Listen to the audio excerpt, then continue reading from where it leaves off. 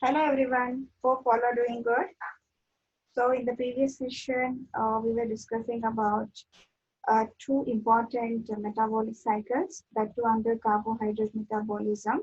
One was obviously it was glycolysis where glucose used to get converted into pyruvate, two molecules of pyruvic acid, and the second metabolic cycle was your Krebs cycle where the product of glycolysis, that is pyruvic acid, used to undergo oxidative decarboxylation resulting in the formation of acetyl coenzyme A, which in turn used to enter the Krebs cycle, resulting in the uh, entire process of Krebs cycle. And talking about the energetics, that is the release of ATPs.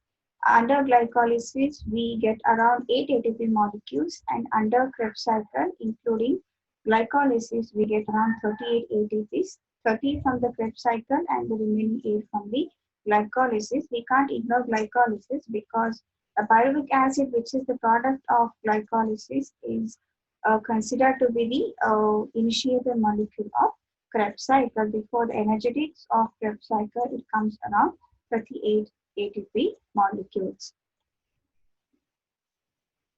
So in the today's session, we'll be discussing about one more such cycle, that is gluconeogenesis. Actually, gluconeogenesis is a process of synthesis of glucose from non-glucose molecules, and those non-glucose molecules can be your lactate, glycerol, amino acids, and sometimes it can be propionate. So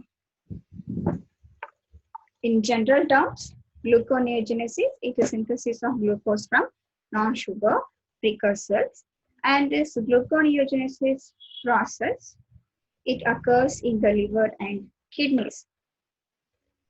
But before going or entering this cycle, we should know why we do require gluconeogenesis.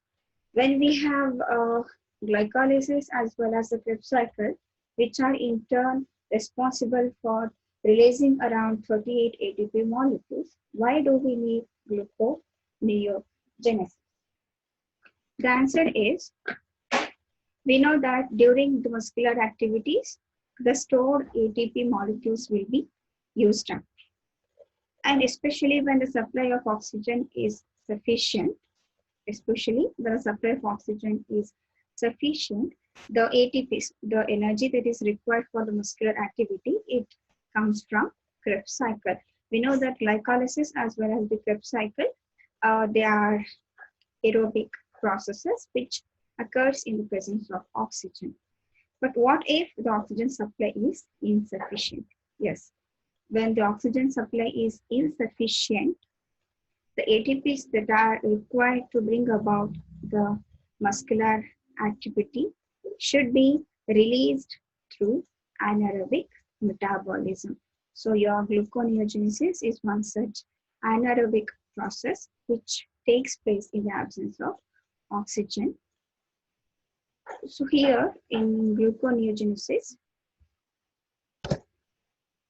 well, this is the Cori cycle, which gives the detailed explanation of the processes that takes place in gluconeogenesis.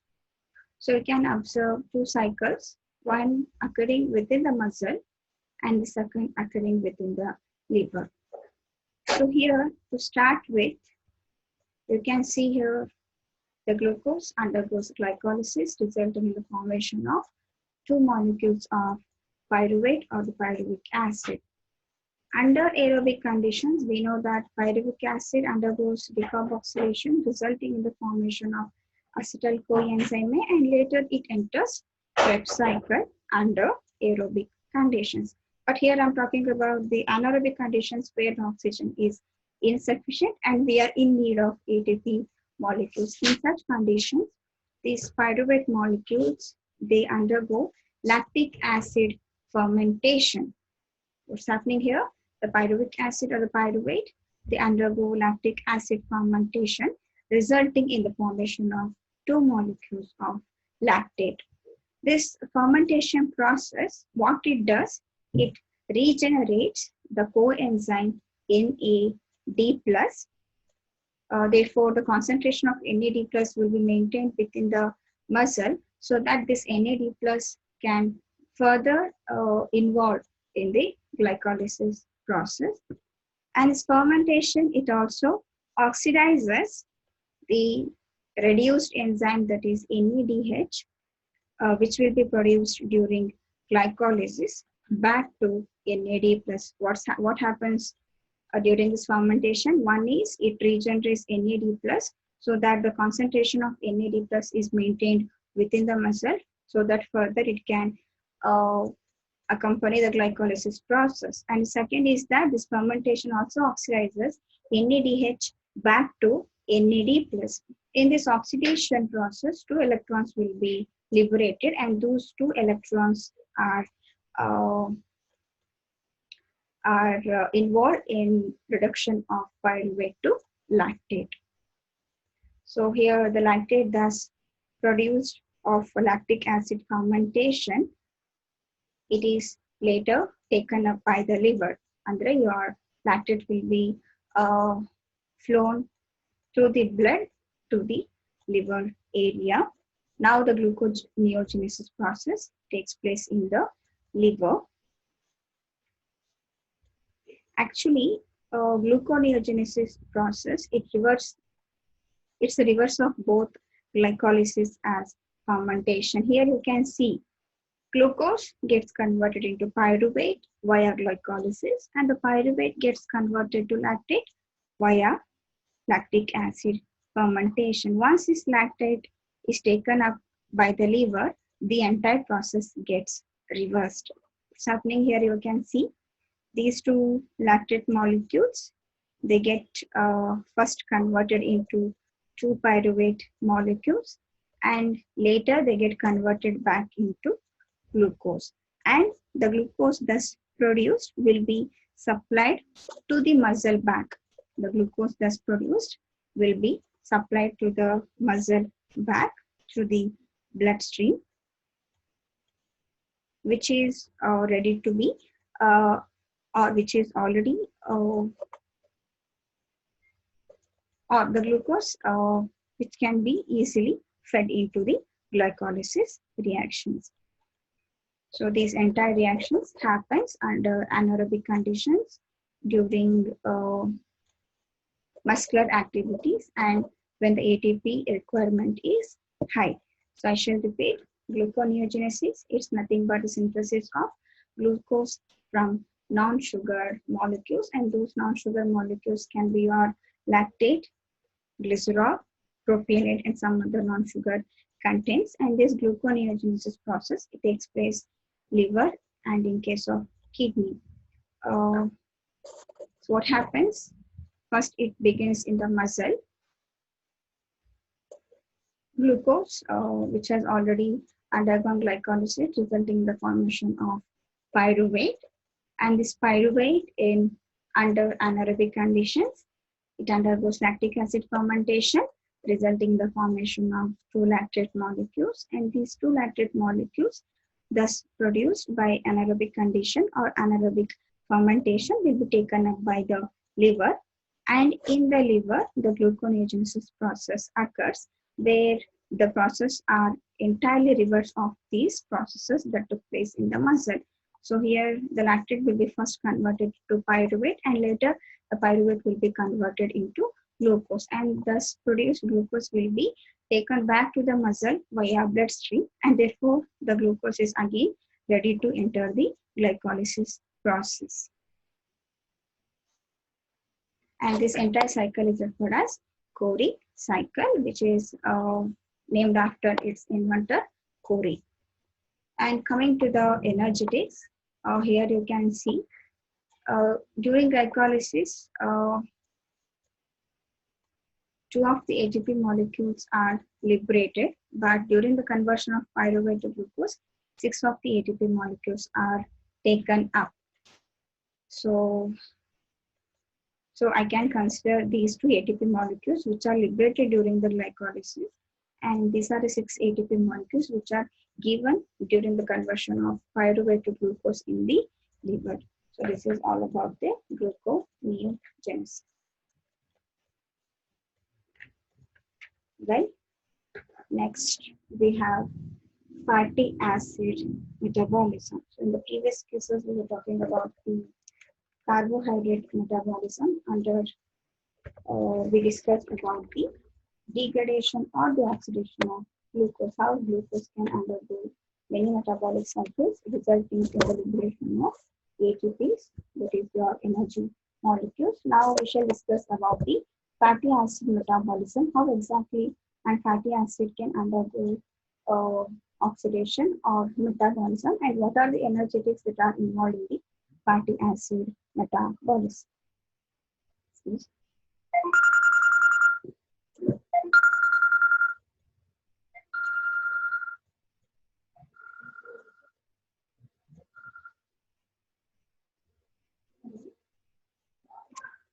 So we know that fatty acids, they are the building blocks of the fat in our bodies that we get from the food what we eat. But chemically or chemistry wise, fatty acids are referred as the carboxylic acids, which contain long aliphatic chains, and those chains may be straight, branched, saturated, or unsaturated. And under fatty acids,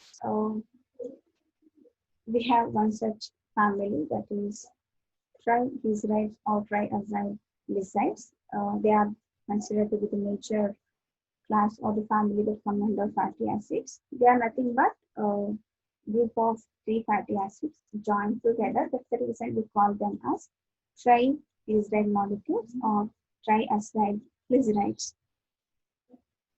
These triglycerides, they are the major source of stored metabolic energy, especially animals, and even in case of the plants, especially in the germinating seeds of plants. Now, the question is why the fatty acid should undergo metabolism when we have the glucose, which acts as a source of ATP energy. The reason is that when we consume food in plenty, the animals, especially the human beings, what they do, they convert these excess carbohydrates into triacyl glycerides. The converted triacyl glycerides will be stored in the adipose layers. Adipose layers are nothing but a kind of tissues which are found beneath the skin or the layer below the skin. What happens when we consume enough of food or extra food? Animals, what they do, this surplus carbohydrate will be converted into triacylglycerides and in the adipose tissues or the adipose layers which are found beneath the skin. If suppose, if any animal is running short of food, the glycogen that is stored within the layer or within the layers of the liver will be used up first in order to provide energy. And we know that in humans, the glycogen that is stored can be used for an approximate hour of 24 hours. After that, the glycogen will be lost gradually. So in such cases, the fats that are stored in the adipose tissue will be mobilized. Mobilized in the sense they start moving. They are free to move by the action of the enzyme lipase, which in turn releases the free fatty acids. I shall repeat why the need of fatty acid metabolism is. The reason is that when humans consume enough of food, the carbohydrates that are found in the food will be converted into triacylglycerols, which are in turn stored beneath the skin in form of adipose layers. When the food is not available in such conditions, first the glycogen storage will be used up to produce ATPs. And as I said, the glycogen thus produced in the liver It can work for 24 hours, and after that, it gradually starts uh, oxidizing. So in such conditions, the ATPs should be released from some other sources. So during such conditions, the fat that is already stored in the adipose tissues will be freed or will be mobilized by the enzyme referred as lipase. This lipase brings about the release of the fatty acids from the adipose layers. Now these fatty acids will be oxidized in order to provide energy. And this oxidation usually takes place in mitochondria. This is the reason why the fatty acid should undergo metabolism.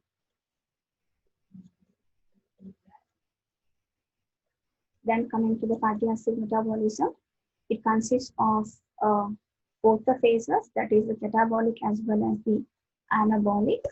Catabolic process, it generates energy, as well as the anabolic process, it creates biologically important molecules like triglycerides, as I said before. The phospholipids are much important because they act as phospholipid bilayers, which in turn forms membranes of many cell organelles, like we have Golgi apparatus, ribosomes, mitochondria, etc., etc.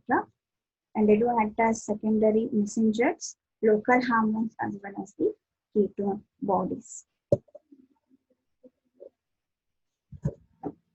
So the oxidation or the fatty acid metabolism, it takes place via pathway referred as beta oxidation, or the major pathway for the breakdown of fatty acids is referred as beta oxidation.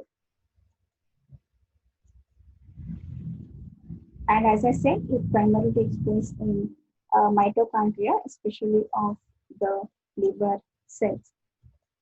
Before the fatty acids get oxidized or metabolized, they need to be activated. So this major pathway has got some steps. One is the activation of fatty acids. As I said, fatty acids need to be activated before they undergo oxidation process. Second, the transport of fatty acyl coenzyme A into mitochondria. So activation takes place out of mitochondria, and the process takes place within the mitochondria. So these fatty acids should be transported to the mitochondria so that the further oxidation process takes place. And the third, the exact process what we are wanting, that is a beta oxidation pathway. And fourth, it's the oxidation of acetyl groups through your Krebs cycle, then oxidation of reduced coenzymes through the electron transport chain. So we shall go step by step. Well, sorry for the interruption.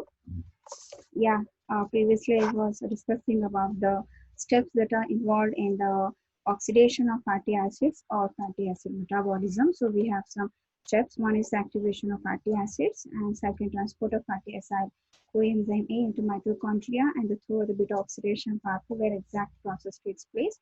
Later, we have the oxidation of the acetyl groups that are released during this oxidation process, and the oxidation of the enzymes which are produced during the process through the electron transport chain. We shall have the explanation of each step.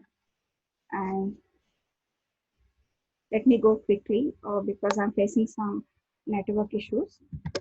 So we have the first step, that is the activation. As I said, the fatty acids need to be activated before they enter the oxidation process or enter the mitochondrial matrix, because we know that fatty acids are freely moving in the bloodstream. So they need to be activated. Later, they need to be transported into the mitochondrial matrix, and later on to the oxidation process takes place. So the fatty acids, how they're activated? They're activated by an enzyme referred as acyl coenzyme A synthetase.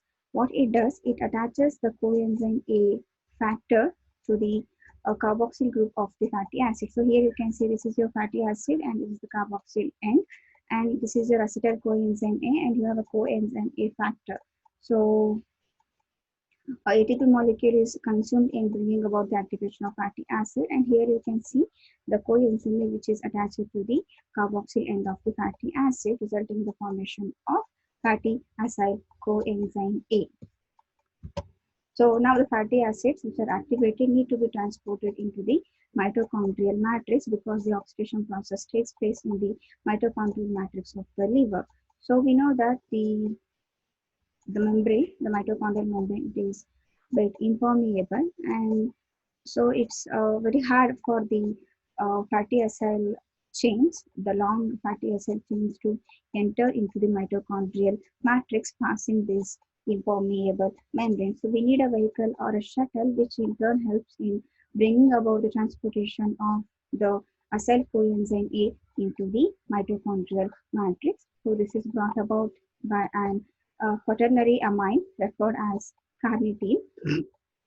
So here you can see uh, these are the membranes, and this is the internal mitochondrial matrix, and this is the external cytoplasmic area. Here you have carnitine. Yes, this carnitine helps in transporting acyl coenzyme A into the mitochondrial matrix, and this is facilitated by an enzyme referred as carnitine acyl transferase 1. So now the carnitine, which is attached to the fatty acid chain, will drop the fatty acid chain inside the mitochondrial matrix, and it gets detached from the fatty acid chain. Then later again it gets transmitted through this impermeable membrane and comes to the cytoplasmic side, where it can again start working as a shuttle. I shall repeat again. So the activated fatty acids need to be transported or transferred into the mitochondrial matrix where exact oxidation takes place. But we know that the mitochondrial membrane is impermeable to the long chain fatty acid. So this is brought about by the quaternary amine referred as carnitine. What this carnitine does, it gets attached to the fatty acid chain, then it gets into the mitochondrial matrix, and this process is catalyzed by an enzyme referred as carnitine acyl transferase 1. Now the carnitine, which is attached to the fatty acid chain, it gets detached from the chain and drops the chain inside the mitochondrial matrix. Again, it comes out of the matrix to the cytoplasmic side by the help of an enzyme referred as carnitine acyl transferase 2. Now, the carnitine, which has come to the cytoplasmic side, again, it helps in bringing about such transferring process. So, this is how exactly you can see the impermeable space or the membrane. And here you have the carnitine acyl transferase 1, which helps in the transfer of the fatty acid chains into the matrix.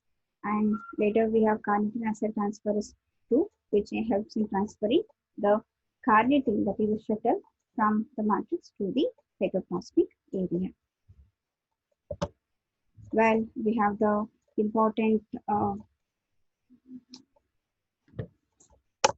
phase or the step of the fatty acid metabolism, that is the beta oxidation pathway, or also referred as spiral.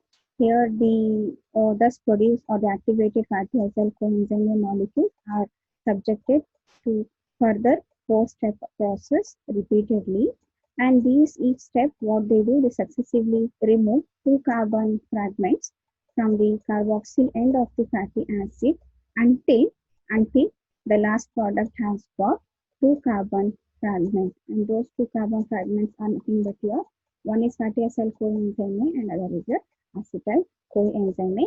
So let us have these steps in brief quickly. So the four steps are, the first one is the dehydrogenation step, second one is the hydration, third is the oxidation step, and fourth is the formation of product step, or it's the cleavage step. So in the first step, the activated fatty acyl coenzyme A, it undergoes dehydrogenation, in the sense removal of hydrogen in the form of proton. What happens in the first step, fatty acyl coenzyme, the activated fatty acyl coenzyme A, it undergoes dehydrogenation, and this process is brought about by an enzyme acyl coenzyme A dehydrogenase, resulting in the formation of trans-enoyl coenzyme A, and you can see the carbon, that is alpha carbon as well as the beta carbon, they lose one hydrogen each, and thus removed two protons will be involved in the reduction of FAD to FADH2, thus resulting in the formation of trans-enol coenzyme A. And the removal of proton from alpha carbon as well as the beta carbon, uh, it results in the formation of a double bond between the second carbon as well as the third carbon. Now, the formed enol coenzyme A, it undergoes hydration, in the sense a water molecule is added, and this process is catalyzed by the presence of an enzyme referred as enol coenzyme A hydratase, resulting in the formation of 3-hydroxy acyl coenzyme A. And as a result of hydrolysis, you can see the beta carbon, it gets attached to OH, and the double bonds are removed because of the hydrolysis of the hydration process. Now, the so formed 3-hydroxy acyl coenzyme A, it undergoes oxidation, and it gets oxidized to beta keto acyl coenzyme A.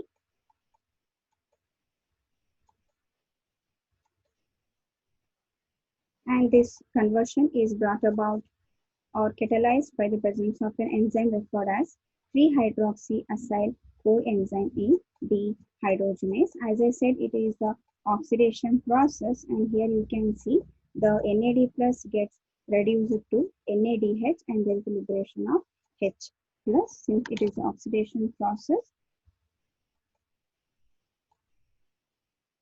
Next, the so formed beta keto acyl coenzyme A, it gets cleaved. The beta keto acyl coenzyme A, it gets cleaved, and this cleavage takes place between alpha and the beta carbon.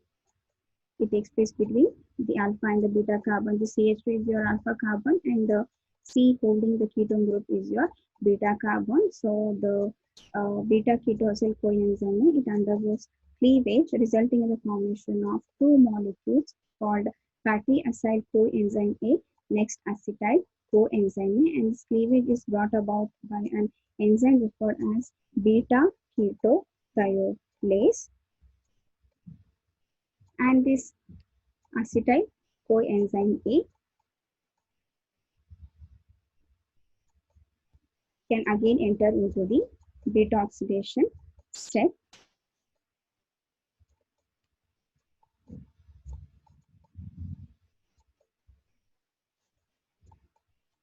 Well, this is about the beta oxidation process.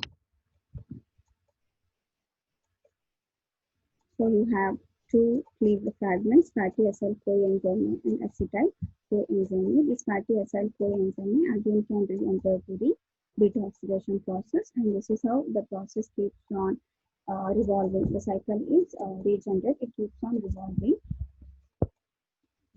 And coming to the next step, yeah, here we have the reactions.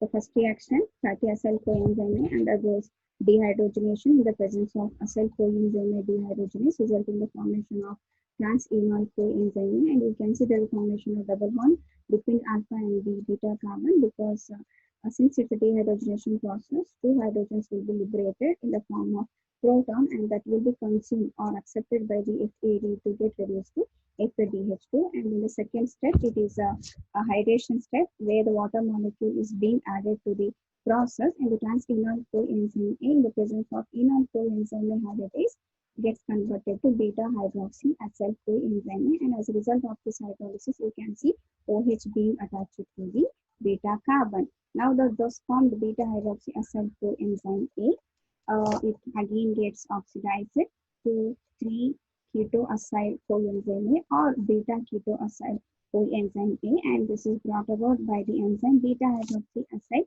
coenzyme A hydrogenase. And here you can see, because the presence of this coenzyme A, the NAD plus gets reduced to NADH plus H plus. Now, in the fourth step, the beta-keto-acyl coenzyme thus formed undergoes cleavage in the presence of acyl coenzyme acyl transferase, and the cleavage takes place between the second and the third carbon, that is the alpha and the beta carbon, resulting in the formation of two fragments. One is your fatty acyl coenzyme and the smaller fragment, that is acetyl coenzyme. This acetyl coenzyme can later enter the Krebs cycle, that is aerobic metabolism, and this fatty acyl coenzyme can again enter this beta oxidation process here. So this is how the process is regenerated. So your fatty acid is being oxidized, or it is being degraded into two fragments, that is fatty acyl coenzyme, which again can join the fatty acid metabolism via beta oxidation, and here you have the acetyl coenzyme A, which can enter the Krebs cycle, therefore yielding 38 ATP molecules.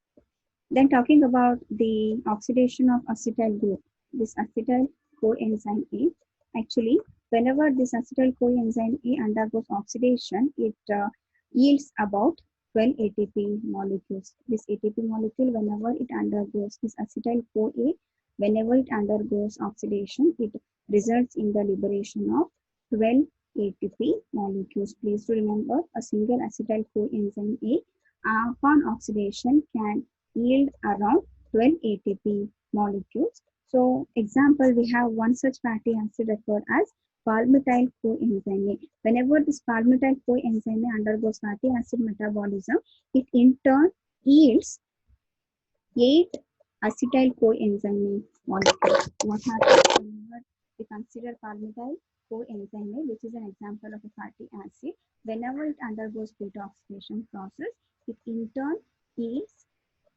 8 acetyl coenzyme A molecules, and I know one acetyl coenzyme A molecule can in turn liberate 12 ATP molecules. So you can just count 12 into 8. So therefore 96 ATP molecules. Whenever a fatty acid called palmitoyl coenzyme A undergoes beta oxidation, it in turn yields around 96 ATP molecules, because I know that one acetyl coenzyme A, it is responsible for delivering around 12 ATP molecules. And as I said, palmitoyl coenzyme A upon oxidation gives around 8 such acetyl coenzyme A molecules, therefore liberating around 96 ATP molecules. So you can guess the energetic of the beta oxidation process, and even you can imagine why exactly fatty acid metabolism is required, that too especially under anaerobic conditions. And coming to the oxidation of the coenzymes that are produced. So we know that NAD, FADH2 and NADH are some of the coenzymes which are released during the beta oxidation process.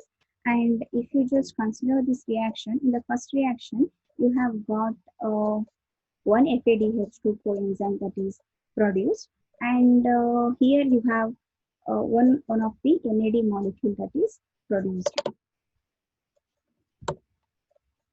Yeah, in the first step, you can see one FADH2 coenzyme is being liberated, and in the third step, one NADH molecule is being liberated.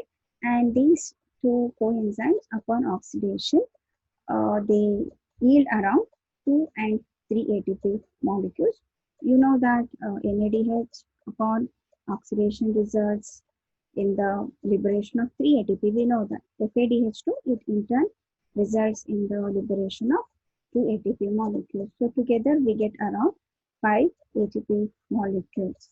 So the energetics, a single coenzyme can in turn yield 12 ATP molecules upon oxidation, and the coenzymes thus liberated during first and the third step, that is FADH2 and NADH, can in turn liberate 2 and 3 ATPs respectively, 2 from FADH and the 3 from NADH. So totally we have 5 ATPs thus liberated. If I talk about taking example, in the previous oxidation, we took palmityl coenzyme as an example. Let me consider the same example under the oxidation of coenzymes. Whenever the palmityl coenzyme undergoes oxidation, it liberates around 7 FADH2 molecule and 7 NADH molecule. So if I just sum up the ATPs from 7 FADH2 and 7 NADH, it comes around 35 ATPs. So here you can consider that is together 96 plus 35, almost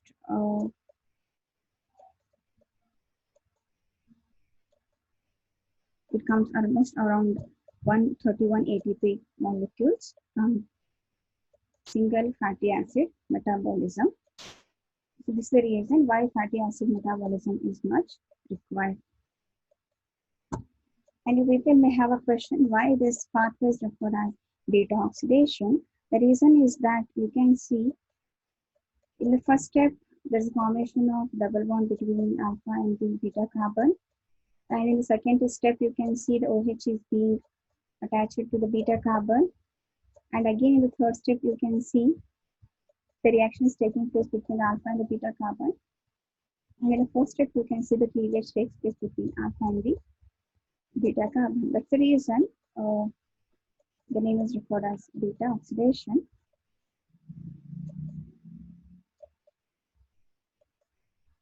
So this is all about the beta oxidation.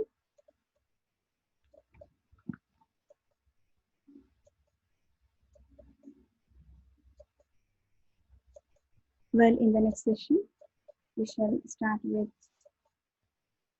one more metabolism, that is amino acid metabolism. How exactly amino acids can be degraded and what is the energetics that is involved in the amino acid metabolism.